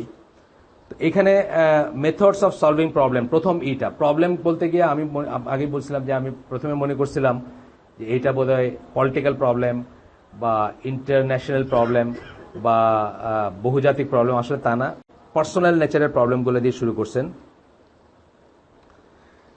বলতেছেন যে কিভাবে প্রবলেম সলভ করবে এটা শুরু করে বলতেছেন, the first component of problem solving is following specific physical advice from the prophet সাল্লাল্লাহু আলাইহি ওয়াসাল্লাম। ফিজিক্যালি আল্লাহ রাসূল সাল্লাল্লাহু আলাইহি ওয়াসাল্লাম আপনাকে যে অ্যাডভাইসগুলো দিচ্ছেন, ফিজিক্যালি মানে শারীরিক প্রেজেন্সে যে অ্যাডভাইসগুলো দিচ্ছেন। কেউ একজন একটা কিছু করছে, সামনে বলছেন যে তুমি এটা করো না, এটা করো, এটা হলো ফিজিক্যাল অ্যাডভাইস। আছে না, সাহাবীরা ভুল করছেন, সাহাবীরা রেগে গেছেন, সাহাবীরা ঝগড়া করছেন অথবা একটা কিছু করছেন, তখন আল্লাহ রাসূল সাল্লাল্লাহু আলাইহি ওয়াসাল্লাম সরাসরি যে অ্যাডভাইসগুলো দিচ্ছেন ওইটার কথা বলতেছেন এখানে। যেমন আল্লাহ রাসূল সাল্লাল্লাহু আলাইহি ওয়াসাল্লাম বলছেন,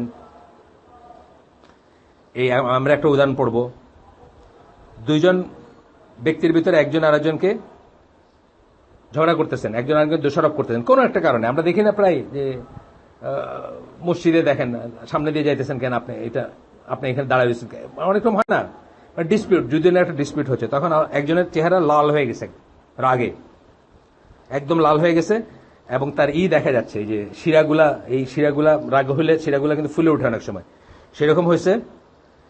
এবং তখন আল্লাহ রাসূল সাল্লাল্লাহু আলাইহি ওয়াসাল্লাম বলতেছেন, আমি একটা স্টেটমেন্ট জানি, আমি একটা বাণী জানি, আমি একটা কথা জানি, আমি একটা দোয়া জানি, বা যাই বলেন, যেটা কেউ যদি বলে তাহলে তার রাগ কমে যাবে। The person with anger should say, যার রাগ, যে রেগে গেছে সে বলবে আউযু বিল্লাহি মিনাশ শাইতানির রাজিম। বুখারী মুসলিমের হাদিস। আমরা কি বলি কেউ? আপনি বলেন? আচ্ছা যাক, মাশাআল্লাহ, একজন পাইছে সুন্নাহ ফলোয়ার। আর কেউ বলেন? আপনি বলেন, তারপরে রাগেন তাইলে আপনি। আচ্ছা, দুইজন, তিনজন, মাঝে মাঝে। আচ্ছা, দুইজন তাইলে বলেন আর একজন মাঝে মাঝে ভুলে যায়। তা আমাদের এখানে পার্সেন্টেজ কিন্তু 20%ও হবে না এখন, মানে যে কয়জন আছি তার ভিতর। ইনশাআল্লাহ আমরা এই যে একটা অ্যাডভাইস পাইলাম আজকে, রাগ তো সবারই হয় আমাদের, এটা আমরা করতে পারি বা করতে পারি। রাগকে উনি বলতেছেন, মানে পরে আসবে আর কি, রাগকে উনি বলতেছেন আমাদের ভিতর সমস্যার একটা রুট রিজন। রাগ কিন্তু একটা উইকনেস, জানেন তো, একেবারে একেবারে মানে একেবারে সন্দেহের কোনো অবকাশ নাই। হয়তো এক্সটেন্টটা ভ্যারিং, কারটা একদম মানে প্যাথোলজিক্যাল হয়ে যায়। ধরেন যারা ডায়াবেটিক রোগী, যাদের ব্লাড সুগারের ব্যাপার আছে, তাদের ব্লাড সুগার যখন কমে যায়, অথবা তাদের যখন কোনো একটা ফিজিক্যাল কন্ডিশন, তাদের রাগটা হয়তো প্যাথোলজিক্যাল, মানে ওইটা। কিন্তু এছাড়াও আমাদের সবার ভিতরে চরিত্রের অংশ হিসেবে রাগটা আছে। যত রেজলিউট বা যত ভালো মানুষ দেখবেন তাদের রাগটা তত কম, যত উইক বা দুর্বল, আমার মতো দুর্বল মানুষ দেখবেন তাদের রাগটা অনেক বেশি দেখবেন। আল্লাহ রাসূল সাল্লাল্লাহু আলাইহি ওয়াসাল্লাম রেগে গিয়ে কথা বলতেন, সেটা রেগে যাওয়া না, খুতবার সময় অনেক জোরে কথা বলতেন, ওনার চেহারা লাল হয়ে যেত, জোরে বলতে গিয়ে মনে হতো যে রেগে গেছে, কিন্তু অ্যাকচুয়ালি ওটা রাগ ছিল না, ওটা মানে যেহেতু ওই দিনে মাইক ছিল না ওই সময়, যেহেতু শোনানোর জন্য অনেক টুকি করতে হতো, সেই জন্য একটা ভয়েস রেজ হইতো, কিন্তু মনে হয়তো রেগে গেছেন, চেহারাও লাল হয়ে যেত, চেহারা লাল হয়ে যেত বিকজ ওই যে চিৎকারের জন্য অনেকটা হইতো আর কি। কিন্তু জেনারেলি ওনার চরিত্র যদি দেখেন বা পড়েন ওনার সম্বন্ধে, খুব হার্ডলি দেখবেন উনি রাখছেন, রাগ করছেন। আবার রাগ করলে বড় জোর কি, ওনার চেহারা একটা চেঞ্জ আসছে, কিন্তু এক্সপ্রেশনে আসে নাই। কারণ একটা আমাদের মতো একটা শালা বা এটা বইলা একটা আছে না, মানে একটা রাগ করে একটা টার্ম লাগাই দিলেন বা একটা লকব লাগাই দিলেন কারণ নামের সাথে, এটা কিন্তু তারা কখনোই করেননি। রেগে গেলে তারা রাসূল সাল্লাল্লাহু আলাইহি ওয়াসাল্লাম কি হয়েছে, বড় জোর চেহারাটা লাল হয়ে গেছে। আবু যর গিফারি রাদিয়াল্লাহু আনহু, আবু দাউদের একটা হাদিস, সহিহ হাদিস, তার বর্ণনায় আসতেছে রাসূল সাল্লাল্লাহু আলাইহি ওয়াসাল্লাম বলতেছেন যে তোমাদের একজন যখন রেগে যাবে, ইফ ই স্ট্যান্ডিং, সে যদি দাঁড়ায় থাকে, লেট হিম সিট ডাউন, সে যেন বসে পড়ে। যদি সে ইফ ইজ ও আচ্ছা, এখানে আদার লেট হিম লাই ডাউন। আচ্ছা, তারপরে বলতেছেন তাতে যদি রাগ না কমে তাহলে সে যেন শুয়ে পড়ে। এটার কারণটা কি? এটার কারণ আপনি দেখবেন ঝগড়া যখন লাগে যে বসে দাঁড়ায় যায় না, যে বসে আছে, বসে বসে ঝগড়া করে একসময় দেখবেন দাঁড়ায় গিয়ে এরকম শুরু করছে কথা। তার মানে এইটার প্রসেসটাকে রিভার্স করা, এই প্রসেসটাকে রিভার্স করা, আপনাকে কুল ডাউন করা, আপনার ঠান্ডা করা, উল্টায় দেওয়া প্রসেসটা আর কি। জাস্ট এটা সহিহ হাদিস আবু দাউদের। আরেকটা হচ্ছে এটা শোনেন, anger is from devil, from the devil. The ডেভিলকে শয়তান, দি ডেভিল যখন বলবেন তখন আমরা কি বুঝবো, ইংরেজিতে বাংলায় বা বেশি বুঝবো, শয়তানের কথা বলা হচ্ছে, যখন মানে নির্দিষ্ট করে দেওয়া হচ্ছে। The devil was created from fire, শয়তান কিসের থেকে, আগুন থেকে তৈরি করা হয়েছে, তাকে সৃষ্টি করা হয়েছে, আল্লাহ সৃষ্টি করছেন। অ্যান্ড অনলি ওয়াটার এক্সটিংগুইশেস ফায়ার, আর কি পানি এই নিবায় কি, আগুনকে নিবায় কি, পানি আগুন নিবায়। Therefore if one of you becomes angry, তোমাদের কেউ যদি রেগে যায়, রাসূল সাল্লাল্লাহু আলাইহি ওয়াসাল্লাম বলতেছেন তোমাদের কেউ যদি রেগে যায়, let him perform ablution, সে যেন ওযু করে। খুব এফেক্টিভ এটা, খুব এফেক্টিভ এটা। সাংঘাতিক এফেক্টিভ অজু করাটা, সেটা আসতেছি পরে। এটা হচ্ছে আবু দাউদ এবং আহমদের হাদিস। আপনার অজুর একটা উইজডম এমনি আমি বলতেছি। অজুতে আপনি কি করেন, টিপগুলা ধোন, শরীরের টিপ, প্রান্তগুলা ধোন, তাই না? প্রান্তগুলাতে পানি লাগে, কান, মাথা, পা, প্রান্তগুলাতে পানি লাগে। এটা সাংঘাতিক নার্ভ সুদিং একটা ব্যাপার আছে। এবং অনেক আগে ছাত্র ইউনিয়ন করতো, আমার এক মানে ছোট ভাই ছিল, সে কই থেকে বাইর করছে যে ইব্রাহিম আলাইহিস সালামের বউদের ভিতর ঝগড়া হতো, তখন মানে হয়তো বা ইসের আমি জানি না, সোর্সে যাই না, তখন তাদেরকে এই কানের দুল পরার ইটা ওইখান থেকে আসে, এখানে ওয়েট জুলাই দিলে নাকি রাগ কমে যায়। তো যাই হোক, সেটা সে এই প্রসঙ্গে বলছিল, কানের ওয়েটের প্রসঙ্গে বলে, সে বলছে যে আমরা যে কানের করি না, কানের লতি টতি এগুলো করি না, এটা নাকি সাংঘাতিক কুলিং এফেক্ট আছে, এবং এটা আপনার রাগ সহ সকল প্রকারের উত্তেজনা যেগুলা, ইম্পালস যেগুলো, সেগুলোকে কুল ডাউন করে। এই জন্য ওয়ান অফ দ্য রিজনস কিন্তু বিছানায় যাওয়ার আগে আপনাকে যে অজু করতে বলা হয়, এটা হচ্ছে যে আপনার ওয়াইফের সাথে আপনার যখন মানে দাম্পত্য সম্পর্ক স্থাপন হবে, আপনি তখন একটা কুল স্টেটে থাকবেন। কুল স্টেটে থাকাটা কিন্তু খুব ইম্পর্টেন্ট, তা না যে ইউল গো হেস্টি, বুঝছেন না? এবং দাম্পত্য জীবনে হেস্ট বা সেলফিশনেস বা তাড়াহুড়া করাটা কিন্তু অনেক দাম্পত্য সম্পর্ক ভেঙে যাওয়ার একটা রুট রিজন কিন্তু, because you don't care about the others, মানে অন্যের ব্যাপারে আপনি কেয়ারফুল হবেন না বা আপনি তোয়াক্কা করবেন না। কিন্তু যখন আপনি, এটা তো একটা রিলিজিয়াস অ্যাক্ট, আপনি জানেন, আমরা বাইরে ইসলাম আমরা সবাই জানি, দাম্পত্য সম্পর্ক বা ওয়াইফের হক আদায় করাটা রিলিজিয়াস অ্যাক্ট, এবং এই অ্যাক্টের ভিতরে যদি অজু থাকে বা অজু করে যদি আপনি বিছানায় যান, আপনার কিন্তু অনেক কুল অ্যান্ড কাম থাকবেন আপনি, এবং আপনি অনেক সংযত আচরণ করবেন। এটা আমি জাস্ট হঠাৎ করে আসলো এই সময়, প্রসঙ্গত আসতে আমি বললাম। এগুলো আমরা আমি তো মনে করতেছিলাম যে এইটার উপর বই লিখে যাব নাকি, কিন্তু জীবিত অবস্থায় এটা করাটা বেশ এম্বারেসিং হবে। এই জন্য ভাবতেছি যে অনেকে আমাকে বলছে যে এইগুলো এই কয়দিন আগে কে জানে আমাকে খুব খোলাখুলি, যার কথা বললাম, যে ভাইটার কথা বললাম, যে বলছে যে তাদের ভিতরে ঝগড়া হয় বাসায় গেলে, বললাম না একটা ভাইয়ের কথা, তাকে কিন্তু আমি এটা বলছি যে আপনার এইখানে কোনো গ্যাপ হচ্ছে কিনা আপনি দেখেন। এটা বলছি, দুই সাইড থেকে হইতে পারে গ্যাপ, যে এক সাইড থেকে হবে তা না, দুই সাইড থেকে হইতে পারে। এবং যদি গ্যাপ হয়, এটাকে কিন্তু আপনি জেনে এবং আলাপ করে, ঠিক যেভাবে আমরা একটা ঘরে কোথায় টেবিল রাখবো ঠিক করি না, দুজনে আলাপ করে, হাজব্যান্ড ওয়াইফ আলাপ করে ঠিক করি না, টেবিলটা এখানে না রেখে ওখানে রাখলে ঠিক হয়, বা ওইখানে রাখলে সুন্দর হয়। একইভাবে দাম্পত্য সম্পর্কে যদি কোনো গ্যাপ হয়, এটা কিন্তু নিজেদের ভিতর আলাপ করে এটাকে প্রথমে লোকেট করা উচিত এবং এটা অ্যাড্রেস করা উচিত, এবং তারপরে মানে ঝগড়াঝাটিতে না, অ্যামিকেবলি কিভাবে সলভ করা যায়। ধরেন আপনার ওয়াইফ বললো ওই কোণে রাখবেন, আপনি বললেন এই কোণে ঘর রাখবে, টেবিল রাখবে। এর সলিউশন কি হয়? টেবিলটা দুই ভাগ করে রাখেন, দুই ভাগ করে দুই পাশে কাটে রাখেন না, কি করেন, দুইজনে মিলে অনেক যুক্তিতর্কতে যান, যুক্তিতর্কে গিয়ে দেখলেন যে কোন জায়গায় টেবিলটা রাখলে সবচেয়ে ইউটিলিটিটা বাড়বে বা সবচেয়ে টেবিলটার যে পারপাস সেটা সার্ভ করবে। আপনি বললেন যে ওইখানে লাইট আছে, ওখানে ফ্যান আছে, জানলার পাশে একটা কিছু বললেন, আপনি আরেকজন বললেন যে এখানে একটু পর্দায় থাকা যায় বা হোয়াট এভার যায়। তারপরে দুজনে মিলে দেখলেন যে কোনটা বেস্ট। এইভাবে কিন্তু দাম্পত্য জীবনের গ্যাপটাও সলভ করতে হবে। এটা কিন্তু কার দোষ তোমারটা ঠিক আমারটা ঠিক এটা বলে কোনোদিন হবে না। এটা প্রথমে প্রবলেমটা আইডেন্টিফাই করতে হবে, করে জয়েন্টলি এটাকে সলভ করতে হবে। অনেক রকম সলিউশন হতে পারে, সেটা আমরা হয়তো জানিও না। মুসলিমরা আবার এই লাইনে পড়াশোনাও নেই, লিটারেচারও নাই। কিন্তু আমাদের বড়জোর কি আবুল হাসনাতের বিবাহ মঙ্গল, মানে বাংলাদেশিদের জ্ঞান আর কি, বিয়ের আগের জ্ঞান, তাই না? এটা কিন্তু সুন্নায় কিন্তু এটার মানে অনেক ব্যাপার আছে। এই যেমন ওজুর কথা বললাম, হয়তো এই মজলিসে অনেকে শুনছেন, কিন্তু বাইরে কয়টা লোক জানে এই জিনিসটা, যে এইটাও একটা ফ্যাক্টর হইতে পারে, এটাও একটা বরকতের জিনিস হইতে পারে, এটাও একটা ব্লেসিং এর জিনিস হইতে পারে। কয়জন লোক জানে এটা? নোবডি কেয়ারস, তাই না? মানে আজকের দিনে তো এটা প্রশ্নই ওঠে না। যেখানে নামাজি পড়ে না মানুষ, সেখানে আবার আরেকটা এক্সট্রা অজু করবে শুইতে যাওয়ার আগে, এটা প্রশ্নই ওঠে না কোনো। এই জন্য কি হচ্ছে, আমাদের দাম্পত্য সম্পর্কে শয়তানের শেয়ার হয়ে যাচ্ছে। আমাদের ঘরে ঘরে এই শায়াতিন কই থেকে আসতেছে? ফেসবুক দেখা, পর্নোগ্রাফি দেখা শায়াতিনরা কই থেকে আসতেছে? ছোট শয়তান, মানুষরূপী শয়তান কই থেকে আসতেছে? আমাদের পোলাপান জন্মের ভিতরে শয়তানের শেয়ার আছে। আমরা যদি দোয়া না পড়ে সুন্নাহ তরিকায় যদি আমরা দাম্পত্য সম্পর্ক আমাদের না হয়, তাহলে কি হবে? শয়তান শেয়ার করবে, তাই না? আমাদের তো শেয়ারিং শুরু হয়ে যায় দরজা খোলার থেকে নিয়ে।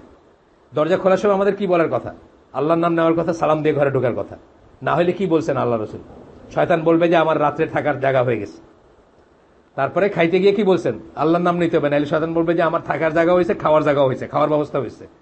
আর বাকি রইল একটা, ওইটাও কিন্তু শয়তান শেয়ার করে, জানেন তো?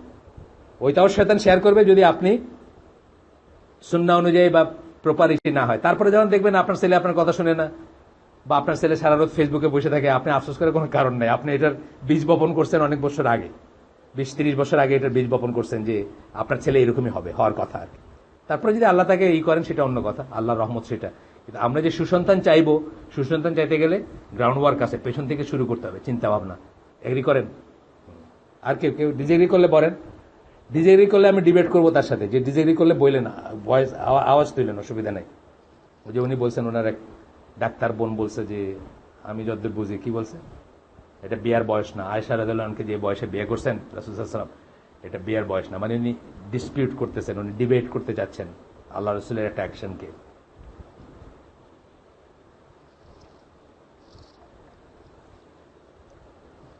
সেকেন্ড, সমস্যা অ্যাভয়েড করার একটা বললেন কি, রাসূল সাল্লাল্লাহু আলাইহি ওয়াসাল্লামের তৎক্ষণাৎ অ্যাডভাইস থেকে আমরা জানতে পারি কি করে এই সমস্যা বলতে উনি প্রাথমিক বলতে সমস্যার প্রথম একটা কারণ উনি বলছেন রাগ। উনি আইডেন্টিফাই করছেন, আরো আছে, কিন্তু একটা কারণ বলতেছেন যে আমাদের ইগো বা আমাদের রাগটার জন্য। কিন্তু এই জন্য আমি বললাম যে প্রথমে বইটা পড়তে শুরু করার আগে আমি মনে করছিলাম এটা ইন্টারন্যাশনাল বা পলিটিক্যাল নেচারের বই লিখছেন উনি, তা না, অ্যাকচুয়ালি পার্সোনাল নেচারের বই লিখছেন।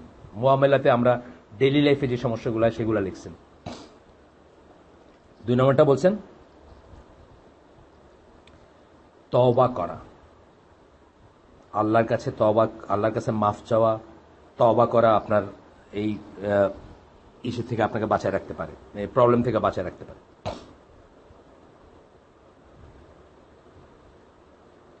রেজাল্ট ডিসকাশন আবার আসছে, এই মেসেজটা 12টা হয়ে গেছে, এখন 11টা ছিল, এখন 12টা হয়ে গেছে। আপনার দেখেন মেসেজ যাবে আপনাদের কাছে কালকে।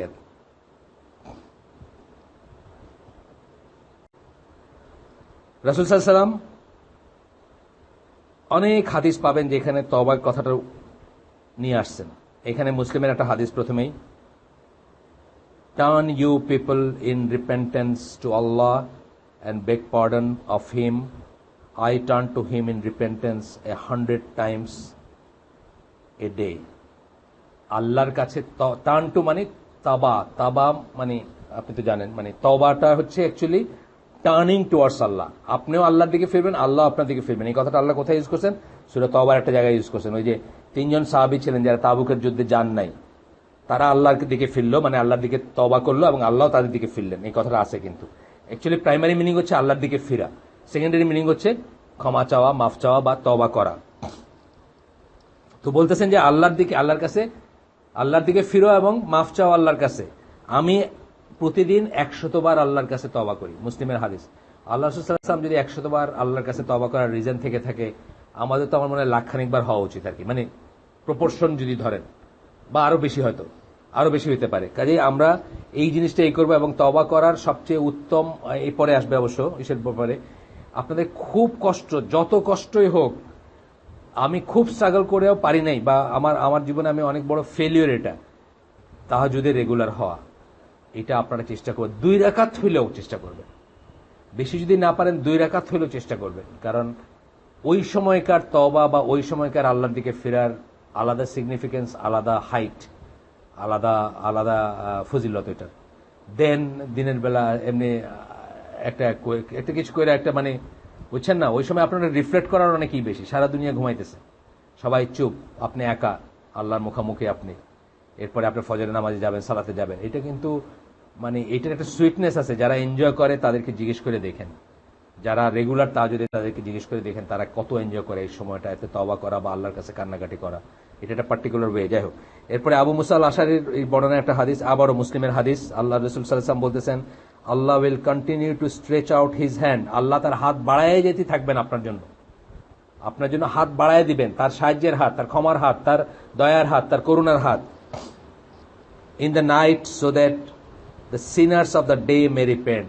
রাত্রে বাড়ায় দিতে থাকবেন এই হাত, ক্ষমার হাত, যেন দিনের পাপকারীরা রাত্রে মাফ চায়।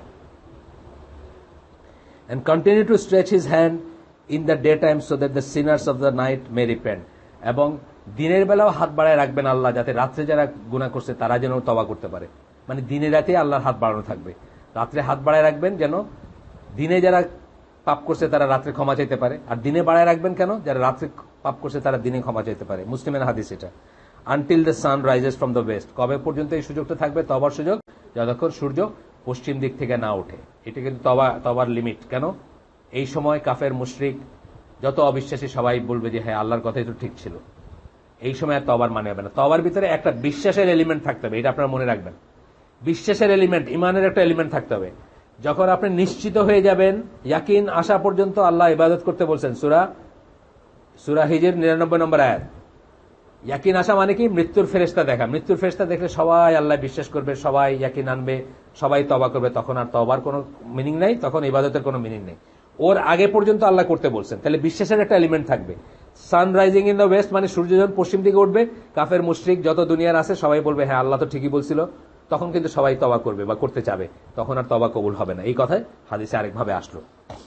আরেকটা হাদিস পড়বো আমরা ইনশাআল্লাহ। আমরা এখানে আসলে উনি একটা জিনিস কি করছেন, উনি আসলে মানে মোহাম্মদ বিন আব্দুল ওয়াহাব বা বড় বড় স্কলারদের মতো করে নিজের কথা খুব একটা বলেননি।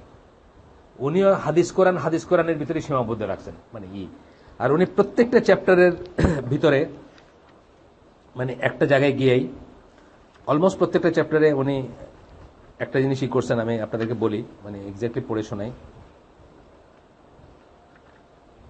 সব চ্যাপ্টার বা সব অনেক সময় চ্যাপ্টারেরও আগে বলছেন যে রেগুলার কোরআন তেলাওয়াত করো। এটা ওনার একটা আর কি। রেগুলার কোরআন মানে প্রতিদিন কোরআনের একটা অংশ পড়বা এবং রিফ্লেক্ট করবা। মানে আপনি বিরক্ত হয়ে যাবেন, মানে বিরক্ত এসেন্সে না নজবিল্লাহ, মানে যদি আপনি দেখেন কত নাম্বার অফ টাইমস উনি বলছেন, মানে হয়তো 100 বার বলছেন এই বইটার ভিতরে যে রেগুলার কোরআন তেলাওয়াত করো এবং রিফ্লেক্ট করো, দিনের ভিতরে রেগুলার একটা সময় কোরআন তেলাওয়াত করো, এইভাবে বলছেন। গেল 3 নম্বর হাদিস, যেটা এই প্রসঙ্গে উনি বলতেছেন, আনাস রাদিয়াল্লাহু আনহুর বর্ণনা হাদিস। এটা তিরমিজির হাদিস, কিন্তু সহিহ হাদিস। আল্লাহ রাসূল সাল্লাল্লাহু আলাইহি ওয়াসাল্লাম বলেন, আল্লাহ বলছেন, এটা খুব সুন্দর হাদিস, কিন্তু শোনেন। এটা এই ইউসুফ ইসলামের ওই যে prayers of the last prophet বা এরকম কোথাও আছে, খুব সুন্দর করে বলা আছে, সুন্দর লাগে শুনতে। ও সান অফ আদম, হে আদম সন্তান, I shall go on forgiving you, আমি তোমাকে মাফ করে যেতেই থাকবো, as long as you pray to me and aspire for my forgiveness, যতদিন তুমি আমার কাছে প্রার্থনা করবা এবং আশা রাখবা আমার ক্ষমার আশা রাখা কিন্তু একটা ব্যাপার। ক্ষমার আশা না রাখা মানে কি? চিরনিরাশ হয়ে যায়। চিরনিরাশকে শয়তানের কোনো ক্ষমার আশা নাই, ক্ষমার আশা করে না সে, চিরনিরাশ ডিক্লেয়ারই। এছাড়া বাকি আমরা কেউ কিন্তু চিরনিরাশ হব না, কিছুতেই আশা ছাড়বো না। যত পাপই করি স্টিল আশা রাখবো যে ইনশাআল্লাহ আল্লাহ আমাদেরকে মাফ করবেন। এই কথাটাই বলা হচ্ছে, অ্যাজ লং এজ ইউ মানে প্রে টু মি, আমার কাছে ক্ষমা চাও বা আমার কাছে প্রার্থনা করো, and aspire for my forgiveness, আশা রাখো যে আমি মাফ করব। অর্থাৎ আশাটা সবসময় মনে রাখবেন। কথার কথা হবে না আপনার তওবাটা, আস্তাগফিরুল্লাহটা আপনার কথার কথা হবে না, আস্তাগফিরুল্লাহটা আশা নিয়ে করবেন যে ইনশাআল্লাহ আল্লাহ আমাকে মাফ করবেন, আমি যত বড় পাপী করেন না কেন। আল্লাহ বলে দিচ্ছেন সেটা, what ever may be your faults, তোমার গুনাহ খাতা যাই হোক না কেন। তাহলে দুইটা কন্ডিশন বললেন, যে ক্ষমা চাইতে থাকবা যতক্ষণ, আর আশা রাখবা যে আমি ক্ষমা করব, সেই গুনাহ তোমার যাই হোক না কেন। আবার বলতেছেন, ও সান অফ আদম, এইগুলো কি হাদিস কুদসি এটা, তাই না? আল্লাহ নিজে বলতেছেন, আল্লাহর কথা বলতেছি আমরা, হাদিস কুদসি। ও সান অফ আদম, হে আদম সন্তান, I do not care even if your sins should pile up to the sky, আমি তোয়াক্কা করি না যদি তোমার পাপসমূহ আসমান পরিমাণ হয়, বাড়তে বাড়তে বাড়তে বাড়তে আসমান পরিমাণ হয়। Should you beg pardon of me, তুমি যদি আমার কাছে ক্ষমা চাও বা তোমরা যদি আমার কাছে ক্ষমা চাও, আই উড ফরগিভ ইউ, আমি তোমাকে ক্ষমা করব। তারপরে আবার বলতেছেন, ও সান অফ আদম, হে আদম সন্তান, if you come to me with an earth full of sins and meet me, তুমি যদি পৃথিবী ভরে যায় এত পরিমাণ পাপ নিয়ে এসে আমার সাথে দেখা করো, আমার সাথে তোমার সাক্ষাৎ হয় কিয়ামতের দিন বা হাসরের দিন, not associating partner with me in worship, আমার সাথে কোনো শরিক না করে যদি এসে হাজির হও, I will come to you with an earth full of forgiveness, আমি পৃথিবী ভরে যায় এমন ক্ষমা নিয়ে তোমার কাছে হাজির হব। মানে শিরক ছাড়া তুমি যদি পৃথিবী ভর্তি হয়ে যায় এত গুনাহ নিয়ে তুমি যদি এসে আমার কাছে হাজির হও, আমিও তোমার কাছে হাজির হব পৃথিবী ভরে যায় এই পরিমাণ ক্ষমা দেয়া, এই পরিমাণ মানে মাফ করে বা করুণা নিয়ে। যদি তুমি কারোর সাথে শরিক না কইরা আসো, মানে সেই অবস্থায় শিরকের অবস্থায় মারা গিয়ে না থাকো। এটা তিরমিজির হাদিস, এটা একটা সহিহ হাদিস। আরো ছিল এখানে, আমি সেগুলা করলাম না, আরো হাদিস বা আলোচনা আছে। যেহেতু আমি বলছি যে আমি এক্সেপ্ট পড়বো, আমি পুরো বইটা পড়বো না। এখানে কি বলছেন, তওবার কন্ডিশন বলছেন, তওবার কন্ডিশন বলছেন, 4টা বলছেন বোধহয় কন্ডিশন, হ্যাঁ 4টা কন্ডিশন তওবার শর্ত। প্রথমটা হচ্ছে quitting the sinful behaviour immediately, যথাশীঘ্র সম্ভব যার জন্য তওবা করছেন, যে খারাপ কাজটা, এটা ছেড়ে দিবেন। Feeling truly and sincerely sorry and regretful for having committed sin, ওটির জন্য রিয়েলি আপনি দুঃখ পাবেন, রিয়েলি আপনার খারাপ লাগবে, মুখে লিপ সার্ভিস হবে না। আমাদের ওই যে নামাজ ভাঙা আমরা আস্তাগফিরুল্লাহ আস্তাগফিরুল্লাহ আস্তাগফিরুল্লাহ বলি, এটা দেখছেন এটা মোস্ট অফ দ্য পিপলের জন্য একটা লিপ সার্ভিস, তাই না? মানে গোনার একটা জিনিস, 3বার গণলাম এই পর্যন্তই। কিন্তু আসলে কি আমরা একটু মনে করে দেখি যে আগের নামাজ আর এই নামাজের ভিতরে, এই যে আমরা বলি যে 2টা নামাজের ভিতরে যা গুনাহ সব, মানে 5বার, আপনার একটা হাদিস জানেন না যে 5বার যদি কারো বাড়ির সামনে একটা নদী থাকে বা ঝর্ণা থাকে, আর 5বার যদি সে সেটা গোসল করে, তার কি কোনো ময়লা থাকবে? থাকবে না। তা আল্লাহ রাসূল বলছেন যে এইভাবেই সমস্ত গুনাহ মুছে যায়। এটা মুছে যাবে তখনই যখন আপনি মনে করে গুনাহগুলাকে, স্পেশালি কবিরা গুনাহ তো তওবা করতে হয়, মনে করে সেগুলোর জন্য তওবা করতে পারেন বা করেন, তখন হবে এটা। বা আপনি যদি দুঃখ করেন, কিন্তু আপনি শুধু তওবা করলেন যে নেক্সট মানে উঠে গিয়ে নামাজ থেকে আরেকবার করবেন কাজটা, সেই ক্ষেত্রে তার জিনিসটার মিনিং থাকে না, এটা বুঝতে হবে। 3 নম্বর বলতেছেন promising oneself and truly intending never to do it again, সত্যি সত্যি মনে মনে প্রতিজ্ঞা করবেন বা সংকল্প করবেন যে আবার কখনো এটা করবেন না। তারপরে বলতেছেন if it relates to the rights of another person restoring the rights properly and seeking forgiveness, যদি আরেকজনের হকের ব্যাপার হয়, এই গুনাহটা, যেই গুনাহটার জন্য আপনি তওবা করতেছেন, তাইলে যে হক যদি আপনি হরণ করে থাকেন, ধরেন তার জমিনে পানি যাওয়ার কথা, আপনি একটা বন্ধ করে দিচ্ছেন, আপনি কোনোভাবে আপনার একটা ছিল, তাহলে সেই পানিটা খুলে দিবেন আর তার কাছে গিয়ে মাফ চাই নেবেন, অন্যের হক যদি হয়। তারপরে ডিসকাশনে সব স্কলাররা বলছেন যে তারপরেও যদি আপনি কখনো কখনো আবারও সেই জিনিসটা করে ফেলেন, আল্লাহর দয়ার নিরাশ, এই যে একটু আগে আল্লাহ বললেন যদি নিরাশ না হন, আসমান পরিমাণ হয়, তারপরেও আপনি নিরাশ হবেন না, আপনি আবারও তওবা করবেন। তার মানে এটা না যে একবার কইরা তো রাখতে পারিনি আর করতাম না, তা না, আপনি আবারও করবেন, এটা আসবে পরে।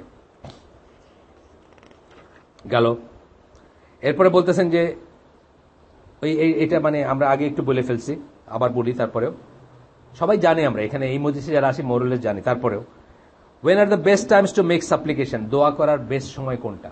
এই যে তওবা করবেন, মাফ চাবেন, যাই করবেন দোয়া, তো এই যে বলতেছেন প্রথমটাই বলতেছেন যে আমি যেটা বলছি আর কি একটু আগে আপনাদেরকে এমনি ইনফরমালি বললাম, last third of the night, রাত্রের শেষ 1/3 আবু হুরায়রা রাদিয়াল্লাহু আনহু হাদিস, বুখারীর হাদিস, আবু হুরায়রা রাদিয়াল্লাহু আনহু বর্ণনায় রাসূল সাল্লাল্লাহু আলাইহি ওয়াসাল্লাম বলেন in the last third of every night, প্রত্যেক রাতের শেষ 1/3 our Lord descends to the lowermost heaven, আল্লাহ নিম্নতম আসমানে নেমে আসেন প্রতি রাত। বললাম কিন্তু শবে বরাতের রাত না, প্রতি রাত বলছি না, প্রতি রাত, এটা মনে রাখবেন। এটা আস্তে আস্তে আমাদের দেশে শবে বরাতের রাত হয়ে গেছে, আর প্রতি রাতটা বাদ চলে গেছে, এটা প্রতি রাতে আল্লাহ নেমে আসেন।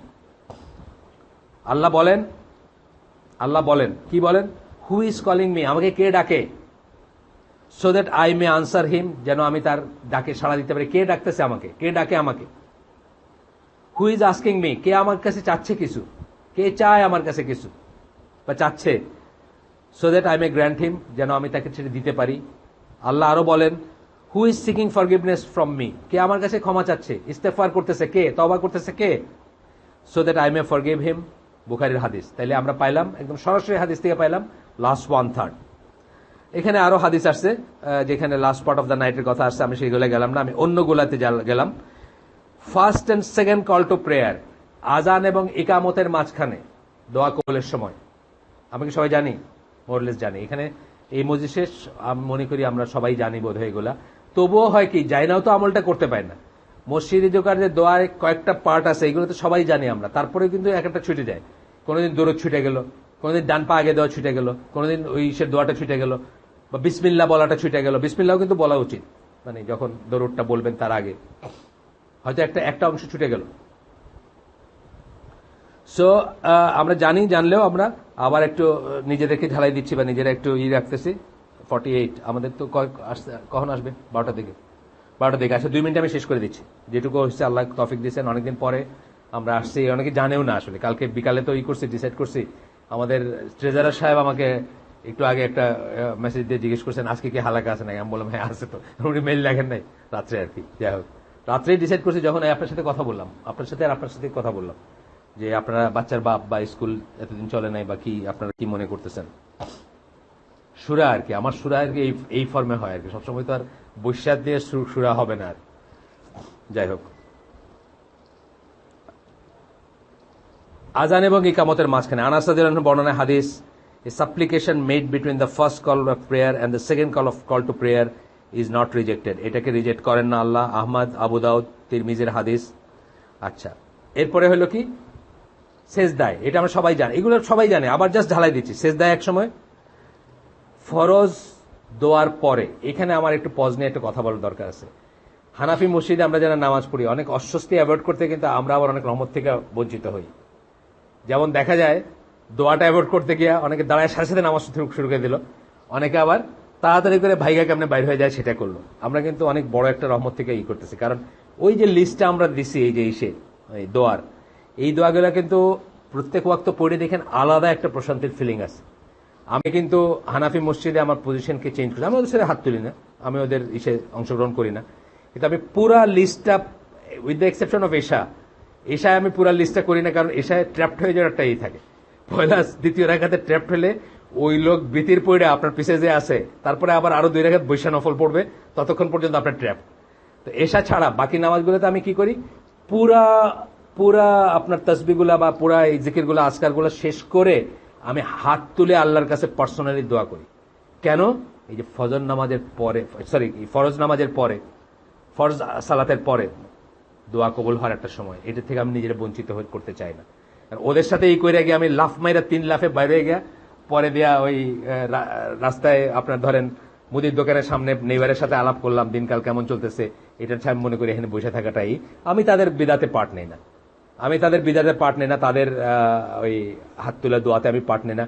বা তারা ফজরের সময় ওই যে ওইটা কি পড়ে, ওই আমার হ্যাঁ সূরা হাসর পড়ে, তা আমার ওই আজকারগুলো শেষ হইতে হইতে তারা যা শুরু করে, হয়তো আমি 1 মিনিট ওভারল্যাপ করে আর কি, কিন্তু আমি এটার জন্য উঠে যাই না, আমি আমারটা শেষ করে আমি আমার মতো করে উঠে চলে যাই। এটা আপনাদেরকেও বলতেছি, কারণ আসলে দেখা মানে বিটুইন ওই যে রিজেকশন, এই একটা কথা আছে না, মানে রিজেক্ট করবেন কোথায়, এটার একটা লাইন থাকা উচিত। কিন্তু রিজেক্ট করতে গিয়ে আপনি আপনার নষ্ট করে দিলেন, আপনার এত বড় একটা নষ্ট করে দিলেন, এটা ঠিক না। আপনাদের কাছে আমি বলতেছি, যদি আমার কথায় কোনো ভুল না পান আপনারা বা ভুল দেখাইতে না পারেন, তাহলে বৈশা ওই আকরামুজ্জামান তো এটা বলেন যে নামাজ পড়া যাবে না, উনি বলেন যে এটা হাইলি করা মানে ডিসকারেজ, যে একই জায়গায় আজকার ছাড়া আপনি উঠে দাঁড়ায় নামাজ ধরে ফেলবেন, এটা ধরতে পারবেন না। যদি আপনার অত তাড়া থাকে আপনার শরীরে গিয়ে আরেকখানে নামাজ ধরবেন, আর নাহলে আজকার গুলা করবেন আর কি বৈশা। এবং আসলে দেখেন, আপনি 5 বেলা প্রোটেকশন যদি চান আল্লাহর কাছে, আপনি জীবনে অনেক জিনিস থেকে আপনি কিন্তু বেঁচে থাকবেন। আমরা আজকে শেষ করে দিই এখানে। সুবহানাকা আল্লাহুম্মা বিহামদিকা আশহাদু আল্লা ইলাহা ইল্লা আনতা আস্তাগফিরুকা ওয়া আতুবু ইলাইক। ইনশাআল্লাহ আগামী আবার এইগুলো যাবে, গ্রুপে যাবে। আজকে খুব মামুনও তো জানতেন না হালাকা হবে, আপনি আজকে জিজ্ঞেস করছেন না?